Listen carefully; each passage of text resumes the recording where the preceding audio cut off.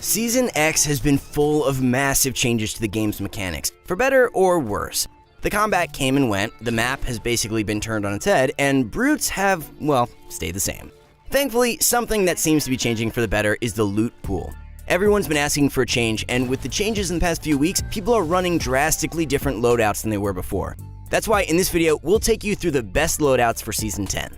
What's up guys, it's Dan, and before we get into this one, you know the drill. Visit ProGuides.com for 24/7 on-demand coaching from some of the best. We added all new exclusive guide videos for pro members, as well as all the up-to-date news articles from your favorite pros, so don't miss out. Click that link down below, smash the like button, and let's dive right in. Overall, what makes a gun good is consistency. Think about it, a tactical SMG can potentially do 300 plus damage in seconds, but are you really going to hit someone for that much? Probably not. With a pump though, you're likely to hit for at least 80, but most pro players are hitting consistent numbers upwards of 120 plus on every shot. Every gun or utility that we'll mention in this video won't be something hard to find and is actually effective. What many people seem to not understand is the vast importance of specialty of different weapons. What do I mean here? Comparing the gold infantry rifle to a blue AR would be pitiful. Everyone knows the gold infantry rifle hits crazy high damage numbers, but only has a smaller clip, meaning it's more effective long range. The blue AR is more of a mid-long range weapon with consistent numbers, but can also be effective at closer ranges. So the first thing we need to talk about is how to balance a loadout. Your optimal loadout needs a balance of close medium range effectiveness. I know a weapon that hits super far may make a huge difference, but in a real game scenario, most fights come down to medium range fights. All level lobbies revolve around box fights and the like, and AR is always necessary because, let's be real, what use is an SMG from far? The loadout must also include some sort of healing item and a utility. In fact, look back just a few seasons ago, and the majority of players would carry an SMG, AR, and pump. Nowadays, pros have made it a habit to work with an AR and pump. The added utility slot really helps over having another spray weapon. Pro players are assumed to hit their first shots and can finish the enemy off with an AR. SMG spray was a thing of the past and is not as effective as it used to be. Or maybe it is, since they brought back the tactical SMG. Well, anyways.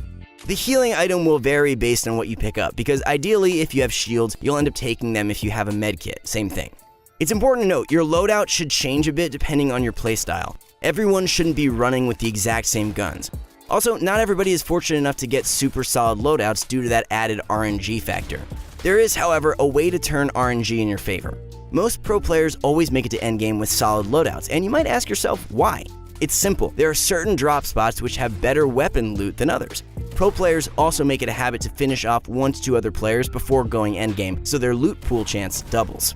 In the pro meta, there have been lots of players using only 2 weapons and leaving the rest for heals, shockwaves, and some other throwables. Now that everyone is turtling up in the end zone and staying protected, most fights take place in 2 ranges, really close or really far. That's why super long-ranged weapons are being used less and less. They just don't work for the state the game is in right now. Don't get me wrong, they still work super well, but the cases where you're shooting someone from 60 meters away in an open field aren't prevalent anymore. Love it or hate it, most fights these days consist of spraying people's walls and turtle fighting, and that's why you want to use weapons that maximize your damage in that short-ranged area. So that's why you'll see pro players using an AR and a shotgun, as I mentioned before. In duos and trios, on the other hand, your loadout should look a little bit different. Every person in a trio has a role, so your loadout should reflect that. Let's say you're that player that likes to stay back, take shots from far away, and play the support role. Or what if you're the super aggressive player that always pushes first? Then take the RPG. That's something that you should establish with your team before you get into a game. Anyway, we've been talking about throwables a lot in this video, so which one should you be using? Well, it depends on how you're going to play the game. So right now, we'll break them all down. Let's first go over which ones you should be picking up right now, because recently Epic has been adding tons of them. The number 1 utility in the game right now is shockwave grenades. They're just impulses on steroids and give you instant height in any end zone. In this current meta, shockwaves are a must-have. Just throw one down and you'll instantly be skyrocketed to the top level. They're used similarly to bounce pads way back when. They'd be insane just because of that, but that's not to mention that they can be used for some pretty sick plays. Number 2, shield bubbles, when used strategically, can also make for really clutch plays. I mean, they might not be as fun as shockwaves, but there's undoubtedly a place in the game for them. They're basically the perfect counter for third partying, which has been a considerable problem recently. They can also be used to revive a teammate instead of having to spam build. Just throw one down in the middle of a fight and the outside players won't be able to touch you.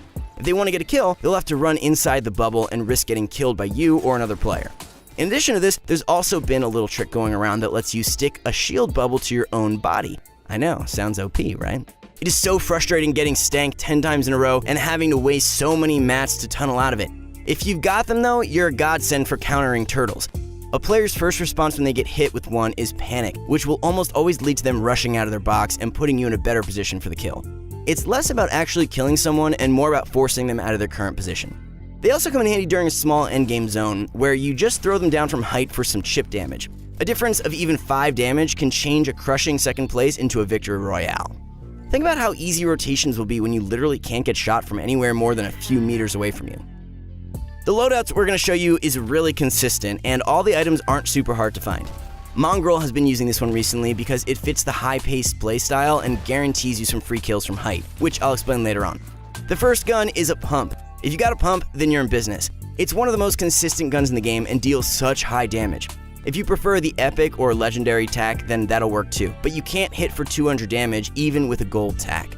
The next gun you should be carrying is a tactical SMG. I mean, come on guys, who doesn't love this gun? Well, anyone on the receiving end obviously won't. It's a classic from way back and absolutely melts through walls. This is the gun that you'll want to use to just spray people with. It's even hard to turbo build against, making it a deadly counter to turtling. The suppressed SMG is excellent as well. It can't entirely melt walls like TAC SMG, but its damage is way more severe. For anyone playing with aim assist, this gun is even better, but you should never be using an SMG as your primary close-range weapon. The main purpose of this gun is to pressure people and break their walls, or finish them off. The shotgun is what you're going to get those big 200 damage shots with, so always have it at the ready. As for the medium long-range gun, there are so many options in the game right now. Of course, both the SCARs and AKs are excellent options. They both have the perfect range and some considerable damage. Although you wouldn't want to be caught in a close-range fight spraying with an AK since its bloom is just massive. Something else we've seen pros using a lot more is the infantry rifle. It's got so many good qualities: high range, quick fire rate, and virtually no bloom. Although it really rewards good aim, so be careful if you've got that spray and pray season 1 type thing going. Let's see its effectiveness in Mongrel's hands. Laser one! What, 120? Devil skin! 120 on that devil skin! My thoughts exactly. Better yet, the infantry basically acts as a sniper too. Remember how I mentioned how good this loadout was on height? That's because of this gun. It absolutely dominates when being used from high ground. The last 2 slots are entirely dependent on your playstyle and what you want to use there, but I highly recommend to have at least one quick healing item like a slurp, minis, or chug splash. As for the other, shockwaves, heavy snipers, and shield bubbles are all really great options depending on whichever you prefer. They all fit super well for the current turtle meta and make playing endgame much easier. Shield bubbles usually fit the players with a more defensive playstyle, while shockwaves, heavies, and miniguns will probably work better for the aggressive players. But always remember that coming across certain items that are always going to be different depending on the game, no matter what, the goal is to make it work. To adapt this loadout for duos or trios, just add a heavy sniper and RPG into the mix and you'll be getting some free kills. In fact, you can really add anything that will help out your team. The reason heavies and RPGs are so great is that they can be used in coordination for some super effective strategies. I mean, you guys already know about the heavy sniper plus RPG combo. I mean, there are many variations on this, from the double heavy strat to the heavy AR strat. It works wonders and shows how loadouts can be effective with teamwork as well. It's too easy. Even though the strategy is so common, it's still completely unpredictable. Check out how Mitro and Benji Fishy used this double RPG and heavy RPG strategy in the Trios Cash Cup. Double RPG here, 3, 2, 1, go! They're not! Double RPG again, reload! 3, 2, 1, go! Gotta finish, I killed them! Okay, yeah. Follow. Yeah, I'm following. Throughout the tournament, they were using their loadouts to their advantage, and they went on to win 4 out of 8 games. So what it comes down to is utilizing your loadout based on the scenario.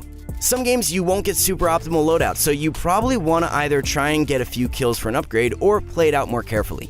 Most pro players use 3 utilities with an AR and a shotgun. This is the ideal loadout you want to use because it's just super active. Everyone's so focused on why the game is so bad or some crazy new building techniques, and loadouts seem to go unmentioned. That's why we tried to provide some insights into which items you should be running. Now that Epic is focused on switching around the loot pool so much, it's hard to stay on track with what's right anymore. Of course, play with what works for you, but some items in the game today are just flat out better than others. Time and time again, players are running around with way too many guns and no heals or throwables, and they don't realize how it's affecting them. It's so easy to watch pro players win and forget that they've thought about their loadout even before they dropped into the game.